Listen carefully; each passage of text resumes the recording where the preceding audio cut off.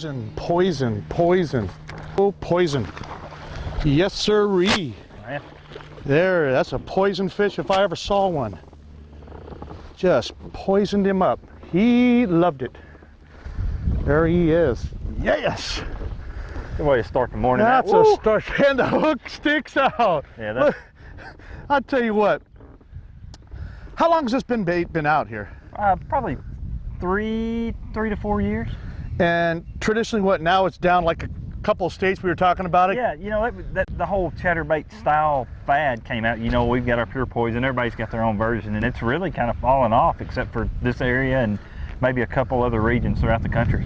You know, everybody got away from that spinnerbait bite. It didn't mean it wasn't any good or not. It Right. just, people got away from it. But when you're looking at what we're throwing it into, you know, it's difficult to throw, you know, a bait like this with an open hook when you're throwing spinnerbaits up there. We're kind of weedless, and then you get guys that are going, hey, I'm going to buy a bunch of these, and then all of a sudden you're snapping them off and hanging them up. It's basically a swim style jig. And you're catching these California bass, you get to touch a Delta fish, huh? That's right, first one I've ever touched in my life. I wish I've already touched one that comes in on my rod. You caught? Oh, how big of, oh, son. How does he say that? Son. Yeah, I think he's got the coin on that. I don't. That was kind of embarrassing. We were just sitting here talking about. We were just talking about the way you know, the situations with these baits, that some of these fish will throw it. You got to be careful. That's right. It's kind of like a double pop. I have to hit them twice. Yes, and I didn't get that fish good. I mean, I actually thought it was a weed. It didn't really just smoke it. You know, it just kind of got mushy on me. Dude, how big a fish was that? 2.5 pounder. Two? Oh, yeah. You know what? By the end of the day, 4 pounder. That's right. 5. Okay. It's a California 5. That's right. Oh, That's man. what I had on the Delta. It was a 5 pounder, and I lost it. The percentage was good. Let me move these rods out of the way. So that's what I'm talking about. See? Hey, you just changed that, man. That ain't right. You just altered that bait. That ain't right, dude. What? You changed it. That's not good. You've been throwing that thing and you changed it, in less than 5 minutes you caught a fish. It didn't take long, did it? Oh, no, that ain't right. That's not right. You can't adjust baits like that. That's a warm-up, though. That's a warm-up fish? Yeah, that's a warm-up. I just want to make sure that my mechanics were good. Your mechanics are good? Well, now, you know, we're going to talk about, it's a little windy right here, but we're going to talk about what you just did. We're going to talk about that later. But in the meantime, we're going to catch some fish. All right. I've been fishing Strike King for many, many years, and fishing with their crankbaits and stuff like that. And one of the baits that kind of came out about 4 or 5 years ago was the chatterbait, and it took the world by storm because it's a different vibration pattern than a spinnerbait. And guys were throwing this spinnerbait and that spinnerbait and that buzzbait, and what happened was with this chatterbait deal, it took the fish into a different vibration pattern, and then everybody came out with their own little copies, and Strike King came out with their copy. One of the things that I like about the Strike King one over, I would say, a bigger percentage of them, it doesn't make it better or worse, it makes it different. I truly like the pure poison because on the front of it, the head comes in. If we open the package up, I just want to show you the package so if you see them on your shelf. The head right here has got a post through it, so the bait not only moves on this axis on the movement of it, the actual bill will move. So now I have 2 different moving patterns, which typically most work on a jig head style structure where they wrap the hook on a regular head of a jig and or a spinnerbait or a buzzbait, and then they wrap that around and then they put the plate on it. So and there's a couple companies out there that if you throw them long enough, the blades go flying off and the jig goes the other way because they wear through. So they've done a couple different things. They've also put the oval split ring right here, which I believe holds the bait a little further away from the bill, which gives you a little broader shake to it, when if you used a round style or a round style split ring, it has a tendency to make it a little more closer to you. I've got a gentleman here from Strike King that's going to explain a lot of this and go over this. How long have you worked for Strike King? I think this is my 5th year. 5th year, huh? 5th year. Came around about the same time chatterbait did. Exactly right. Good. And what do you do for the company? I'm the dealer account manager. I'm over all independent dealer sales across the nation. Okay. Name? Crispin Pally. Yeah. So like you were part of the donut craze, the Crisper Cream. kind of, sort of, but without the royalties. Okay. I'm the same thing with the Pringles potato chips. I dang was thinking time that, on but I was going to let that go. No, I threw the punch. Okay, but you can throw right back I'm at me. Counter then. You know what? Here's a cool deal.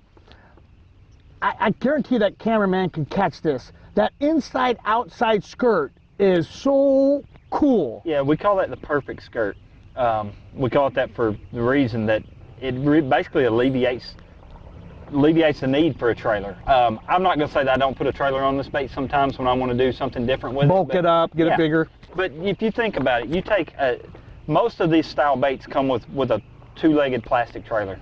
Yes. And this gives you all the individual movement of about 18 different strands. And it's just a really, in the water, you can tell the difference. It blossoms like a jig. Yeah, it really does. And that also in turn holds the outside of the skirt out, which gives you a bigger bloom, a bigger profile, and then when you pull it, it kind of necks it down, and it also hides that hook. We're, like you said, we weren't the first person to come out with this. We like to think this is a better mousetrap, but one of the biggest things we did was put a lengthier hook on here. One of the biggest problems with this style of bait is you have a lot of bites that you don't hook up on. Correct. And we felt like one of the best ways to rectify that was to lengthen that hook and kind of get that hook back away from all the problems of not getting good hookups. Yeah, when you're fishing with a lot of junk, I put the trailer hook on it. Right. And then you just cause more problems because you're getting hung up all the time. So that's a smart idea, putting the longer hook. Yeah, it really gives you the benefit of a trailer hook, but without all the disadvantage, And this bait is, it comes in 3 sizes. We make it in a quarter, a 3/8 and a half.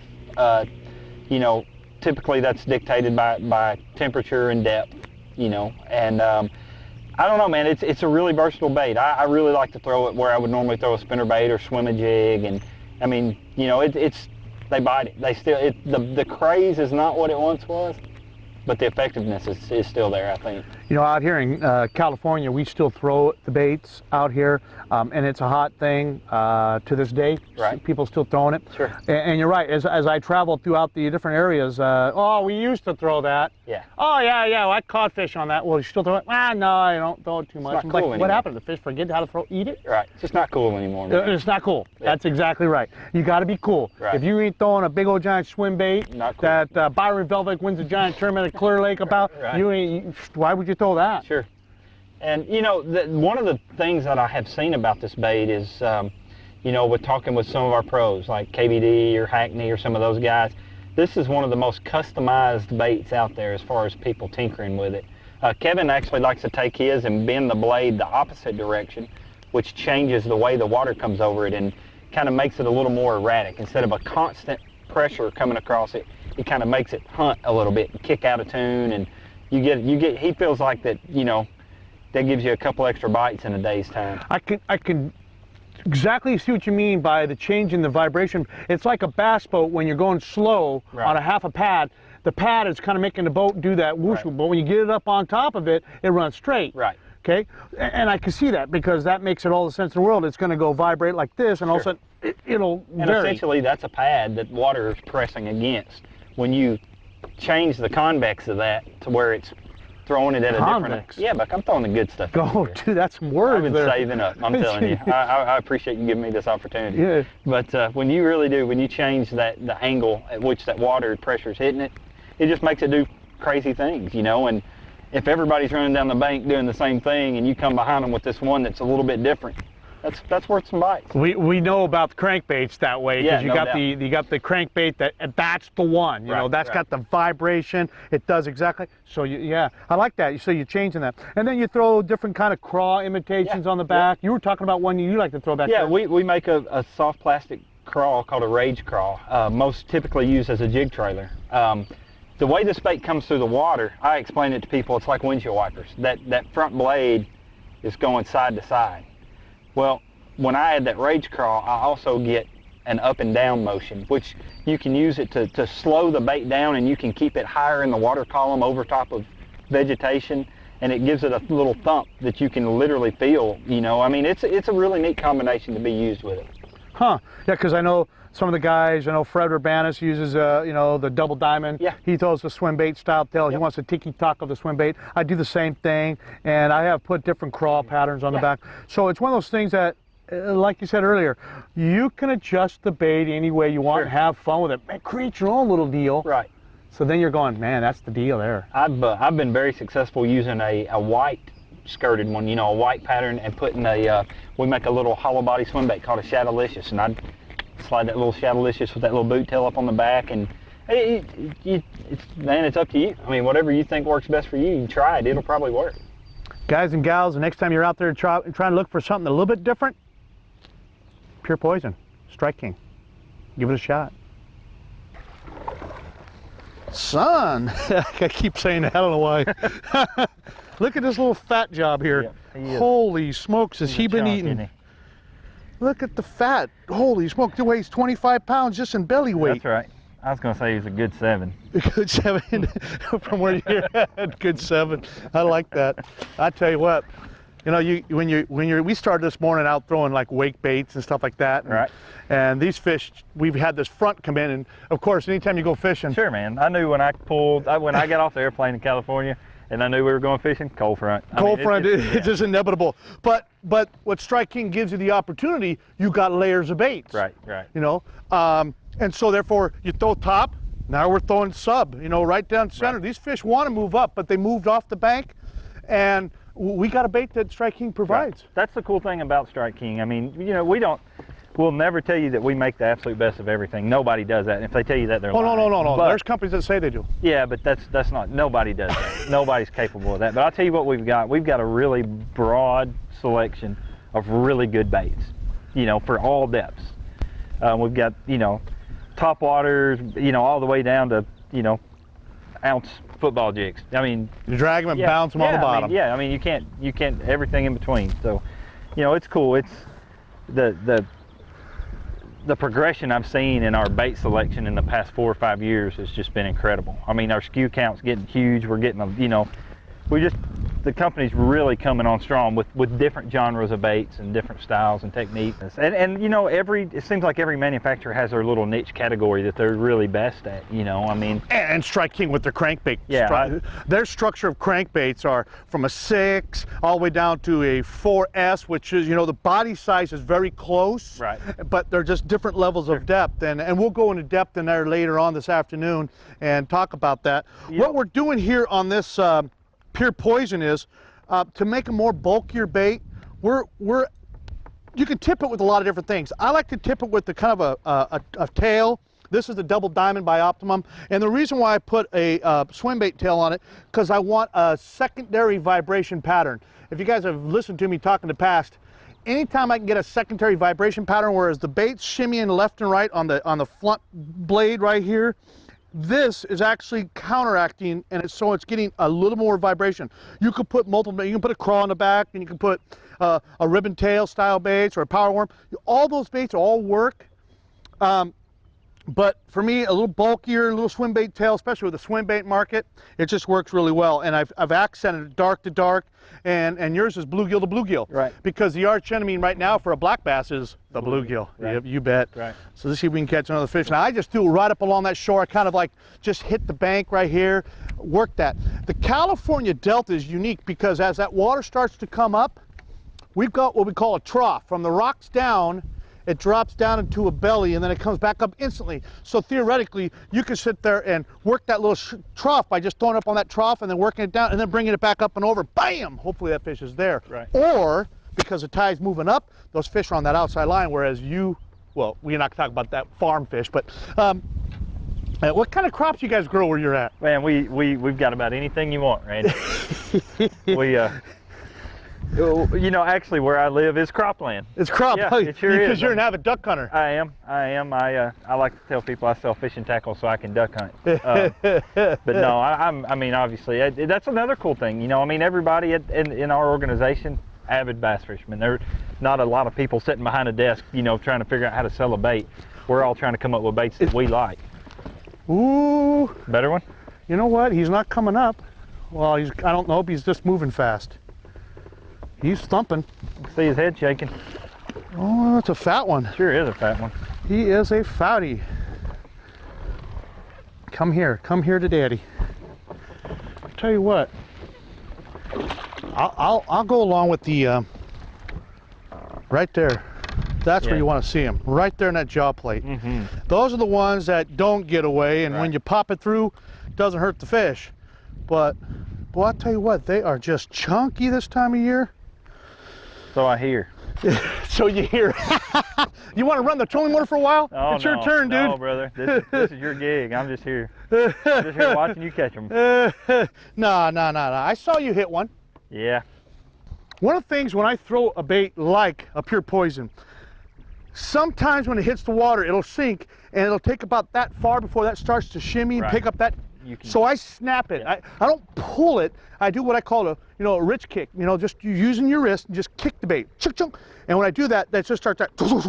Bam! It's like a crawdad coming off the bank. I do the same thing with a spinnerbait. When it hits water, I just pop it, make sure the blades start spinning. It's the same theory. I just kicking it. Just start to kick it. Yep. And you were talking about the blade. Tell us about the blade. Who told you what and what? I love that. This is just a funny little deal that it really is. I guess working for a lure company, I love to tweak with stuff, and all, as do a lot of our pros, and that's how we come up with these ideas. But the blade comes on this Pure Poison. When it comes out of the package, it's actually bent a little bit towards the hook. It's bent back like so. And what I like to do is take it and bend it forward a little bit, which kind of puts a little more pressure on the blade, and when it's running, it'll make it be a little more erratic. It's like out of the package they run real nice and pretty, but when you do this, it kind of displaces the water differently, and it kind of is a little more erratic. And that's something that KBD showed me. He said, when this bait got hot, everybody was throwing them, and he wanted his to do a little something different. And I love to say this is my statement. I like a different vibration pattern. Well, that's it. Because fish get used to vibration patterns. Sure, I agree with that. That's what made this chatterbait style bait what it is, because I think fish get so conditioned to a spinnerbait, and this is like windshield wipers coming. It's a totally different deal coming at them. And feels different. I'm sure it sounds. So different. you kind of listened to what KVD said. Yeah, a little bit. Ignored it? Every now and then he comes up with something that works. It's one of those things that when people take a bait of any sort, like I said, I put this double diamond on the back, this double D, and you throw a different one. Yeah, I like to put a Rage Crawl, one of our trailers on the back. Okay, and so that you get a whole different look to it. Right. Now, does it do the swagger to the right and left, or does it do more of this? No, it's more of a vertical deal. While you've got the front blade going side to side, this is more of a vertical swimming deal. Gotcha. So again, you can adjust and have fun with this fishing's all about. I throw this, you throw that. Sure, yeah. That's the great deal about it. You do whatever you think gives you the edge. You know what I mean? The edge is me throwing out before you threw. Well, I'm learning that too. See, you got a point. If I say, hey, look over there, and you look, I'm going to throw. Right, I'm learning you, Pringle. It didn't take me long. I've known you for about 3 hours now, and I'm getting you figured out pretty fast. I'll let you hit the pipe, though. Okay, I appreciate that. I'm going to take advantage of that. Look at that. Throw it right in the salad up there.